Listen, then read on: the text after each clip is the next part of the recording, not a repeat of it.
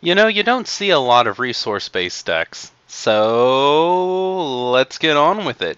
Today we're looking at Pink-White. This particular version of Pink-White is actually a really fun accessory-based deck that I built a while ago. I made a few adjustments and now I'm ready to show it to you. So let's stop wasting time and get straight to the profile. As always, if you're just here to net deck the deck list, then here it is, please enjoy. All I ask is that you leave me a like on your way out. For the rest of us, we're going to take a slightly closer look. The main we'll be using is the first generation Pinkie Pie. A lot of people hate this Pinkie Pie because they say it's notoriously difficult to flip, and that is kind of true, but at the same time we can use that to our advantage. If your opponent starts playing friends on one of their problems, then you know that you have to focus your efforts on the other problem, and the great thing with a deck like this is it's so flexible it doesn't matter whether you're trying to solve your own problem or your opponent's problem. Also, by having this Pinkie main on the board, if you do move her to a problem, your opponent has to play around it. Your opponent has to put friends on both problems, and that can ruin some of their strategies. First of all, they're going to be playing a lot earlier than they want to. They won't be able to make big plays all at once because if you're facing something like a really control-heavy deck and they decide to just wait, then you can all of a sudden just burst down one of your problems really quickly, and all of a sudden you're flipped and there was nothing that they could do about it. Also, your opponent has to split their forces if they want to stop you from flipping, so they have to choose between making themselves go slower and also slowing you down, or going quickly and also allowing you to accelerate. It's a really interesting push-take kind of thing. Besides, I already used the other Pinkie Pie for another deck, so I can't use it again here. Snips and Snails is going to be one of our main cards here. I kind of hate them in the show, but I kind of love them in the game. You see, they make it so your opponent has to get one more power to solve problems. Normally, this actually isn't that big of a deal, and your opponent can just play around this very easily, but we're going to be basing the entire deck around this mechanic. Plus, 3 power isn't all that bad. I run Big Top as always. It's not really that important here. I'm mainly just running it because I always run Big Top in my pink decks because it puts pressure on my opponent. It could honestly be taken out for something else, but there's not really that much in pink that has the same power and field control as Big Top. 2 Responsibility Pie to get rid of big problems like Octavia and Spring Forward and anything else that stands in your way. Plus, you can also play Pinkie Responsibility Pie on something and then move your main over there if they've only put one thing there to stop you from flipping your main. All of a sudden, that one thing's not there anymore and you can solve it just fine. Cheese Sandwich for anti-meta, get rid of those Cloud Chasers, get rid of those All-Team Organizers, get rid of those Rarity Truly Outrageuses. Cheese Sandwich makes pretty much every single staple in the MLP card game absolutely worthless, and that's awesome.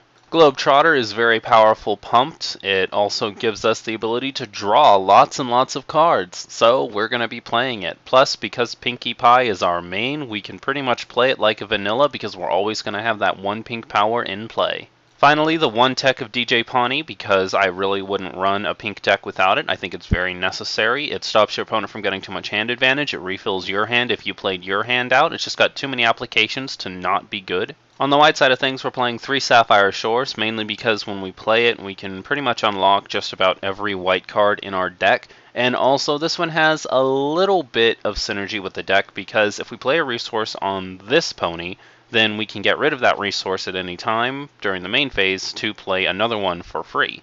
Honestly, this isn't that super great, but if you absolutely need a resource that you have in your hand and there's one on the field you're not using anymore, like a Chic Beret or something, you can just get rid of it and play the new one for free. What I would mainly recommend doing is if you have a Chic Beret in play, then pay the 1 and move it to Sapphire Shores and then get rid of it to play a ridiculous outfit for free. That's normally what we're going to be doing with it if you decide to use this ability. 2 Action Shots staple.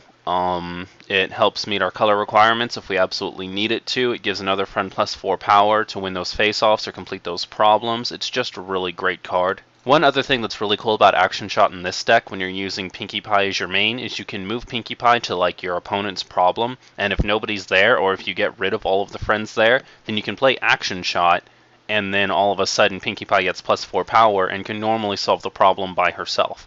Overall, it's just a really good, versatile card. It's in most white decks, so you understand why it's here. Dad Big Octavia, one of my favorite cards in the game, as you probably know, because I try to fit it into absolutely everything. The cool thing about having it in pink is if you get rid of your opponent's friends at problems, guess what they have to do?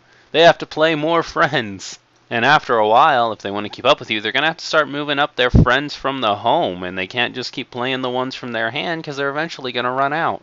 So yeah, we run that Octavia to make him pay more action points. It really slows down a lot of people's decks, especially like yellow decks and blue decks, and that's just awesome.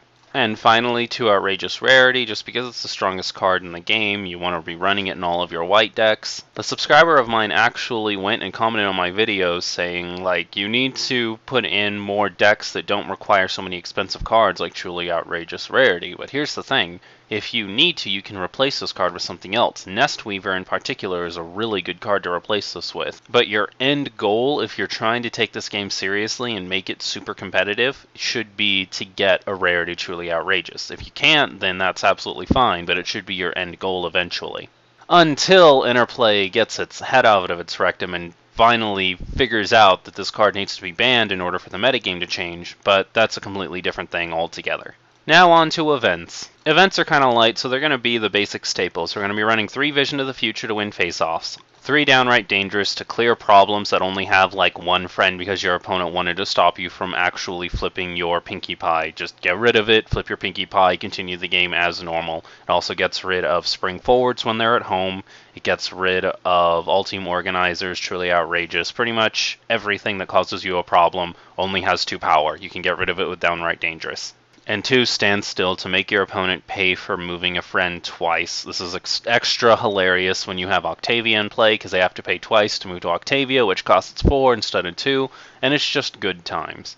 Also, I wish I could fit in a third one. I didn't find room for it, but if I could, there would be a third one here. For right now, we're only running it at 2 because it's not as important as the other 2 events. Obviously, the main point of this deck is the resources, so let's take a look. Chicken Costume's not really an accessory that helps us, but it's a really good metagame breaking card because it stops all of the same things that Cheese Sandwich does, but it's a lot more unpredictable. We could consider taking this out because we already have Cheese Sandwich, so we don't really need 2 things doing the jobs, but this is just such a good unpredictable card to snipe out all of those problem cards.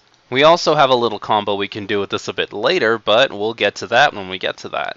Ridiculous Outfit is going to be our core card. You'd be surprised just how potent this card can be, especially in this metagame where you're trying to get as much power onto problems as possible. You play it on one of your friends, and as long as that friend is at a problem, all of your opponent's characters get -1 at that problem during the scoring phase, which makes it really hard for them to actually solve problems. If you can stop them from solving problems, then you can start double face-offs and win all of the time, and it's such good times. My favorite thing to do is to get 2 or 3 of these on a Snips and Snails because it's hilarious. See, your opponent gets -3 on all of their friends and characters at a problem, and that is good. Granted, it's only during the scoring phase, but that means your opponent needs friends with 4 or more power to actually solve any problems. It also makes decks that rely too heavily on Rarity Truly Outrageous absolutely worthless, because if Rarity can't actually confront her problem, her effect is useless. Combat Hat is another fun tech. Your opponent must pay +1 to move a character to that friend's problem, which pretty much makes everybody Octavia. You know what the best thing is? Getting Combat Hats on your Octavia. You can pay 1 to reattach it to somebody, so why not? Lol lol lol lol lol lol lol lol. And finally, 2 Chic Beret. It gives one of our friends +1 power, which is really important because that means you can actually have your Rarity Truly Outrageous live through Downright Dangerous. It has 6 power, so during face-offs, that's pretty cool. You can pay 1 to reattach it to a different friend if you need to, that's pretty cool.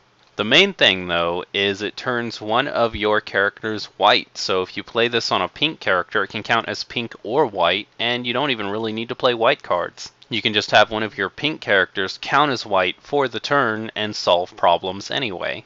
People think this card is really bad, but honestly you just have to find the right applications, and you can turn it into a really good card. For Troublemakers, we have the yellow pair sprites that I put in every single deck, blah blah blah, get rid of your opponent's hand, so on and so forth. The deck is control based, so we're obviously running another Troublemaker in lieu with yellow pair sprite, and the one that I prefer is Prince Blueblood, especially in decks with Octavia. Obviously, if you can afford it, then Chrysalis is better than Prince Blueblood, but in this case we're running Prince Blueblood, so there. Yeah. For our problem deck, this is our main problem, Royal Dress Rehearsal, and the reason it's our main problem is as soon as this hits play, you have another use for Chicken Costume. You can put it on one of your opponent's friends that's giving you a lot of problems, and all of a sudden, they can't be moved to this problem. It's a really rare play, but you'd be surprised how powerful it is. Goof Off kind of helps with that. If we can get Pinkie Pie over here, then we can exhaust her to look at the top card and see if it's a Royal Dress Rehearsal, and if it's not, we can just put it on the bottom of the deck. Frowntown can get us mucho S-hand advantage if we can pull it off. It also has 8, so it's incredibly hard for your opponent to solve if we can get a bunch of ridiculous outfits in play. Since we can be confronting this and our opponent can't, we get more hand advantage and our opponent gets to sit there and watch us get hand advantage. That's pretty cool. We're running Maybes Are for Babies for pretty much the same reason. It takes our opponent 9 to solve this one, and that's pretty cool. And whenever you confront this problem, you can draw a card. It's the exact same thing. You get more hand advantage, and your opponent cries because they can't solve this problem and get hand advantage like you. Also, with its 3 bonus, it's the perfect candidate for a rarity truly outrageous. And finally, social obligations, because who doesn't want more free points?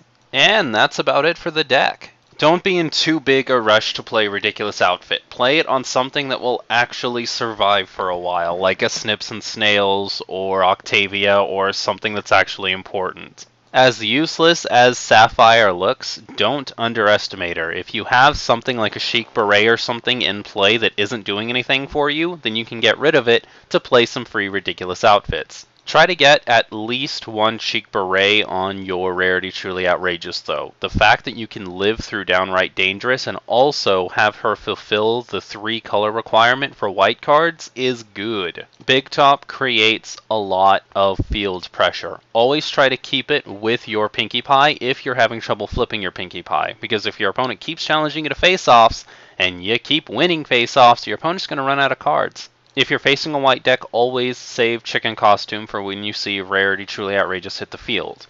Unless your opponent has something in play like an All-Team Organizer or a Cloud Chaser, in which case you need to get rid of those immediately. I know this sounds crazy, but those will eventually be a bigger problem. You can get rid of Rarity with something like Downright Dangerous. But the longer you let All-Team Organizer and Cloud Chaser stay on the field, the more points your opponent's going to get, and the more you're going to regret not getting rid of them sooner. Cheese Sandwich is kinda slow, so you might want to play it a little bit early.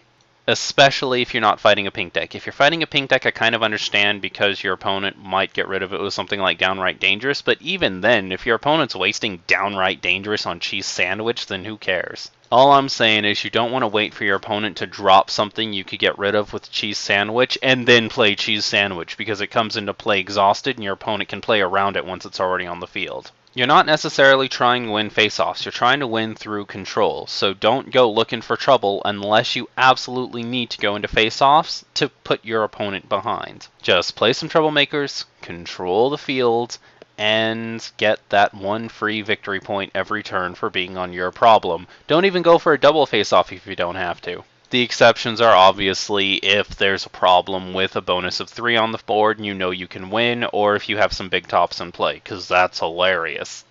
Alrighty, I think I've talked enough. If you enjoyed this video, then please leave it a like. Those things really do help us out more than you could ever know. Don't hesitate to leave your own thoughts on the deck in the comment section below. That's what it's there for. And finally, subscribe if you haven't already to stay up to date on the latest Kudo news. MLP month is almost over. I'll try to see you tomorrow.